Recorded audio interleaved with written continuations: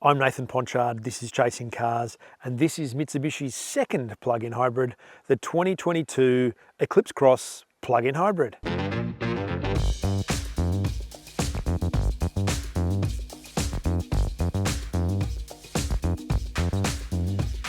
Now you might think, being the second one, that it's completely new, but it's not. It's actually quite closely related to the Outlander plug-in hybrid that is just about to finish its first generation before being replaced by an all-new car at the beginning of 2022. So they're kind of nicely segueing between new but with the old technology and all new with technology they yet to have revealed. So this is essentially underneath exactly the same as the current Outlander plug-in hybrid that is slowly disappearing from showrooms because they've finished building it. How do we tell this is the plug-in hybrid version? Well, at the front, you can't. It looks exactly the same as an Eclipse Cross Exceed, and that means that it has LED headlights and all this sort of chrome embellishment down here, and it has the color coding along the buff plate at the bottom where that's black on other models. But underneath the bonnet, you can instantly tell the difference. Under the bonnet here, we have this plug-in hybrid EV metal looking cover for some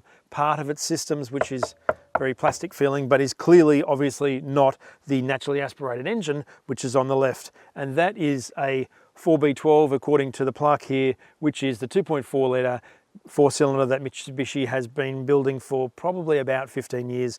And all of this is exactly the same as it is in the outgoing Outlander plug-in hybrid, but probably not the next generation one that comes next year.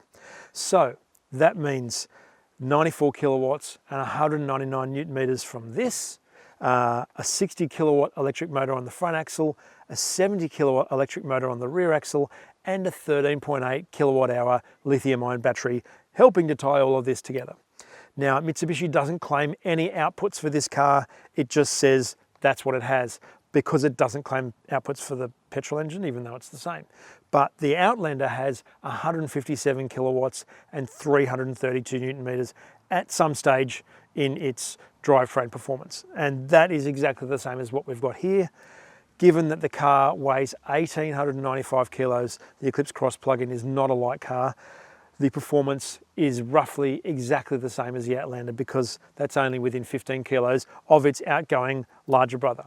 Now, if we walk around the side of the car, there are a few other pointers to show you what is different about the Eclipse Cross plug-in. The most obvious difference from afar between the petrol engine Eclipse Cross and the plug-in is these alloys. They are still 18-inch, the same as every other Eclipse Cross, but they are a unique design for this car, and I think they actually look better than the standard wheel. So there's one reason to spend roughly 10k more on this car.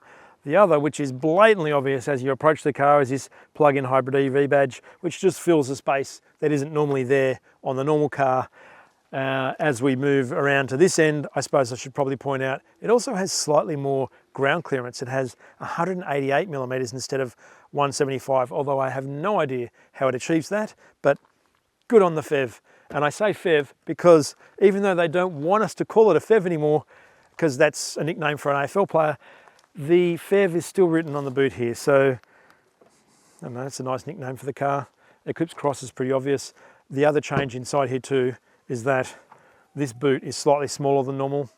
It only has 359 litres of space instead of 405, although the normal one has storage under the floor, and this one has a slightly higher floor and no storage at all under the floor. Just somewhere underneath the Chasing Cars bags to put all the charging cords. The backrest will go down obviously in a 60/40, but doesn't quite go flat. So given that Mitsubishi thinks that this car is going to be mainly bought by women, and mainly bought by women who either don't have children or whose kids have moved out of home, this is certainly enough. The changes inside the plug-in aren't extensive, but they are obvious, and they start with the gear lever. Now, it's the same one as in the Outlander, which means it has this slightly naff little plug-in hybrid EV badge, but it has this lovely, smooth action to the way that it moves. I really like the way it feels in your hand. The park button is in front of it and a little bit difficult to reach, but everything else is reasonably easy. The other change is the left instrument dial. It's no longer a tachometer that it didn't really need anyway. It now has sort of a charge dial, which has a charge section, and then when you're using the battery, and then when you're using the petrol engine. It's all very smooth and easy and actually quite pleasant. The rest of the interior is as per the facelifted Eclipse Cross from 6 months or so ago, which means it has been slightly redone to make it a little bit less naff, starting with this. Now, the old screen, as we've mentioned in previous videos, used to be a widescreen and sit quite a far away from the driver. So you couldn't actually reach it with your hand, and you couldn't operate it with your hand either. You needed to use this stupid little toggle thing here that's now been removed, and praise be. This 8-inch system here is also the same that's in most current Mitsubishis, and it's a pretty easy to use system. The knobs are nice and accessible. It has Apple CarPlay. You can switch through a whole bunch of different modes, including this sort of fairly extensive EV mode and all these other energy flow monitors and stuff that it does. So you can completely geek out on what's going on underneath this car. In this spec Exceed and the one below it, which is an Aspire, it has the Mitsubishi power sound system, which is, yep, written here, just so you don't forget, which has 8 speakers and 4 tweeters and sounds reasonably powerful. I'm sure it's a lot better than the 4-speaker one in the ES, but it is also not really worth having any kind of badge. It's sort of just there, with bass being okay. It has Apple CarPlay and Android Auto, which feel quite slick on this nice sort of matte black screen. All of the connectivity is pretty easy to access too. It has 2 USB ports down here, has a 12-volt outlet here, somewhere to sit your phone or whatever, although it doesn't have wireless charging. But everything else is reasonably sort of there, but basic. The steering wheel is nice to hold, has all this piano black in it here, but in this car with 5,000 kilometers on the clock, all the piano black down here is already scratched, so it's something that you need to take care of. Other switches are a little bit scattered. The seat heating is here, the steering wheel heating is over here. There's also a button down here, interestingly, that has a little fan in the battery, so it tells you when it's fan cooling the batteries with an electric air conditioner, which is what it uses for the car and for the heating actually as well. Other than that, the storage of the car is reasonably good up front. We have everyone's favorite coconut water sitting in the door here, and a little space here for these things, which everyone loves. Proper door grips, a pretty good driving position. I am looking though directly at the head-up display in this Exceed model, which is kind of like a 2014 Mazda one where it comes up in this little screen like that, but it's also the only place you can access a digital speedo. I feel like I'd rather have it there and not have to rely on that, because if you don't have the head-up display, you don't get a digital speedo. The Exceed also has dual zone climate control. It has a padded armrest here that doesn't slide. It has a dual level thing with a little tray in here, 2 cup holders in the center here. And because we're in the Exceed, once again, we have a dual pane sunroof, although the front one doesn't really open to a huge amount and the back one doesn't open at all. As I mentioned in the video a couple of months ago on the facelifted Eclipse Cross, the back seat has changed slightly from the previous model because the rear seat is no longer on runners. It's in a fixed position. And that doesn't really make any difference to the legroom in the car because, as you can see, there's heaps sitting behind myself at 5'10". The base of the seat is okay, but fairly flat. So you'll notice I'm sitting here in a fairly splay-legged position. But the backrest is actually not too bad. It's sort of quite dished. So you sort of lounge into it. And it does have sort of 9 to 10 positions. I can't quite work out how many it has, but it has quite a few. If we move across to the center seat here, it's not so bad. If you're a kid, it's fine. You've got a great view, as you do over here too, because this Exceed model has the glass roof. That does make a big difference because also we have anthracite headlining, which does add a fairly somber tone to the interior, but the general vision's pretty good. The center armrest here has 2 cup holders in it and is reasonably level with the one in the door, but the door bottle holder is tiny and angled and is really only good for like some mother drink or just a Gatorade or something. Won't even take my coconut water. And in the center here we have the 2 switches for the Exceed's seat heating, plus a 12-volt outlet right down the bottom here. But that's kind of about it. Besides this sort of slightly fancy patterned floor mats, which sits over the little panel where you can access the battery, it's all fairly basic in here, reasonably well built, but nothing out of the ordinary. If you think 2 map pockets is fancy, then this is kind of fancy. The plug-in hybrid version of the Eclipse Cross essentially has 2 important fuel figures. It has one which is the EV range, which is 55 kilometers, unless it's the WLTP range, which is a more accurate reflection of what you would get in the real world, and that's 45 kilometres. And today we got 42 kilometres out of the car, which is very close to what the official real claim is of the vehicle. Now the fuel consumption figure is 1.9 litres per 100 kilometres, which combines both the battery and the petrol engine, whereas just on the petrol engine we averaged 6.4 litres per 100 kilometres, which is still reasonably good. Mitsubishi's standard warranty is 5 years or 100,000 kilometres. However, if you service your car at a Mitsubishi dealer according to the recommended schedule, then the warranty may be extended to 10 years or 200,000 kilometres. The Eclipse Cross plug-in hybrid's lithium-ion battery is covered by an 8-year or 160,000 kilometre warranty, and there's also a 5-year perforation and corrosion warranty for the body. The servicing is every 12 months or 15,000 kilometres. For 3 years, the total is $997. For 5 years, the total is $1,695. Over the last 12 months, the median budget direct customer paid $933 to comprehensively insure a Mitsubishi Eclipse Cross. Everyone's situation is different, however, and so your premium will vary based on things insurers take into account, like where you live, whether you garage your car, and your driving history. While it's kind of easy to pick through the Eclipse Cross plug-in hybrid and go, where is the value in sort of 10 plus grand more than the regular Eclipse Cross, I think that the more that you're familiar with the way that the drivetrain performs and the smoothness and the refinement that that brings, I think that the more persuasive that extra outlay is. The fact that we've proven that you can do 42 kilometres just with the thing locked in pure electric mode is really quite impressive for city running and driving around town, even on these 18-inch wheels with Toyota tyres. It still rides pretty well. It's reasonably smooth, it soaks up sort of ruts in the road and bumps pretty well, and feels generally pretty cohesive and quite refined. Out on the open road, in terms of the drivetrain, you still always have that little bit of response in the accelerator, even if you're in eco or in normal, or where right now we've got the battery completely worn out, but yet there's still a nice little bit of crisp torque to the accelerator response. I'm just in normal, like I said. I'm not in tarmac or gravel or snow or all the other modes, tarmac being the sport kind of mode where it gives you maximum regenerative braking, it gives you the most throttle response and actually weights up the steering a little bit.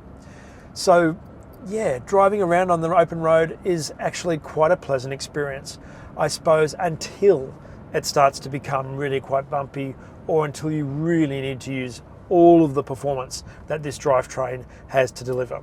So if you're going along a bumpy road and there is a lot of lumps around, you do notice that the suspension in this, unlike the Outlander PHEV GSR that we drove last year, is actually quite soft. And so that while that gives it that urban suppleness, it also means that it does tend to sort of loll about on bumps a bit, and big bumps will actually see the Eclipse Cross plug-in touch its bump stops, because like I said, it is 1,895 kilos. It's several hundred kilos heavier than the normal car, and I don't know whether the suspension quite has the body control to be able to contain that when you're really hustling it along, though not many people that are going to buy this car are probably going to do that. And certainly when it isn't hustled like that, it's actually pretty pleasant to drive. The other aspect about the Eclipse Cross plug-in on the open road is that seamlessness of its drivetrain. It always gives you that perception that it has that torque, but sometimes when you're flattening it out of corners and asking for everything that it has, it ultimately doesn't really have that much overall performance. It does take a while for the CVT to start winding up that sort of 15-year-old naturally aspirated engine, and while it isn't unpleasant to listen to, it is a little bit at odds with the absolute crisp silence that you get when the petrol engine's not working. That said, it's much more refined than the 1.5 turbo petrol in the normal Eclipse Cross, so I kind of feel like even though you're not getting quite as much performance as the normal car, I don't think you're missing out on much, because what you gain is all of that refinement. From the driving position here, the paddles are no longer stepped gears in the CVT like they are in the normal car. They are regenerative braking. So you pulse the left one. I'm currently on B5, which means that there's 5 regenerative braking settings, and it just means that every time you back off the accelerator, the car starts to send charge to the battery and slow itself down. It's nowhere near as extreme as it can be in some pure EV cars, but it is still effective in giving some kind of charge and letting you have something in reserve, I suppose, if you go camping and then want to use the vehicle to load mode, which means you can run a coffee machine and other things from the power sockets in the car. In terms of charging, if you plug the Eclipse Cross plug-in into a regular AC outlet at home, it'll take 6.5 hours to charge that 13.8 kilowatt hour battery. If you use a wall plug at home, still AC, you can do the same in 3.5 hours. Or if you plug it into a 25 kilowatt DC charger like regular charging EV outlets in the public system, it can do 0 to 80% in 25 minutes. Although the whole point of having a plug-in hybrid is that you have that duality of its performance. You don't need to charge the battery for the freeway. You're better off to just let it use the petrol engine and charge bits and pieces of the battery down hills and that sort of stuff, because that's really what is having a large range extender like that is about. Or you could also hit save down here and save the battery, so when you're in the city you get that lovely quiet crispness of just having an electric motor and the torque associated with that, and not have to worry about the old 4B12 thrashing away in the background, which I kind of think is one of the best things about the Eclipse Cross plug-in. Not the 4B12, but just the fact that it has that duality of personality. There's also, to be honest, really, it's not an unpleasant car to be in. I'm sitting in an 8-way driver's seat here. The passenger gets an 8-way electric front seat as well in this Exceed version. All of the stuff generally here is reasonably classy and fairly cohesive. It's certainly comfortable. The driving position is good. My vision is good. And the only thing that's jarring is that weird little plastic screen for the head-up display, but then at least it gives you a digital speedo, although so does Waze. So I feel like if you were buying this for an urban car that just happened to have to go to the country for 2 or 3 hour drive once in a blue moon and otherwise just cruise around the city, it really does make a lot of sense. If you buy the Eclipse Cross plug-in though for dynamic fun, because it does have essentially batteries in the floor to keep that center of gravity low, there's an element of entertainment about the way that it drives. You can feel in corners that it's sitting reasonably flat and that it's actually using the front and rear wheels to drive the car. And I suppose, yeah, it does corner reasonably flat until it doesn't, which is when it encounters bumps and it starts to loll about a little bit like a tinny in a swell. But it's not bad, it's just not really its comfort zone. Steering wise, it's reasonably precise. It does add weight when you go into tarmac mode, but hey, this is not really what this car is about. It's about being in a multi-personality vehicle that can be super great for the environment. It may not be the prettiest thing to make country car parks look good because it does have a lot of chintz on the outside, but in terms of the way that it operates, I think it's pretty on the money for what it needs to be. The safety equipment though isn't probably as extensive as newer generation cars are, because remember, this is a 15-year-old platform on a car that's based on the ASX, which is from 2009. So we are just moving along in generations. Next year's 2022 all-new Outlander should really step that up because it's a brand new car on a brand new platform. But here you just get the basics. So you've got blind spot monitoring, lane departure warning, you've got front and rear parking sensors, you've got a rear view camera, you've got rear cross traffic alert. If there's something I've missed, it's not really that amazing. It's just general active safety box ticking that you would expect in a car that's approaching 2022. Mitsubishi has worked hard to get the plug-in hybrid Eclipse Cross's price to within about 10 grand of where the normal Eclipse Cross is priced. This Exceed here though is $53,990 for retail price and about $57,500 drive away, which is not a small amount of money for a car like this that is a relatively inexpensive car underneath. However, you can get the ES plug-in hybrid for $49,990 drive away, which kind of keeps it reasonably affordable.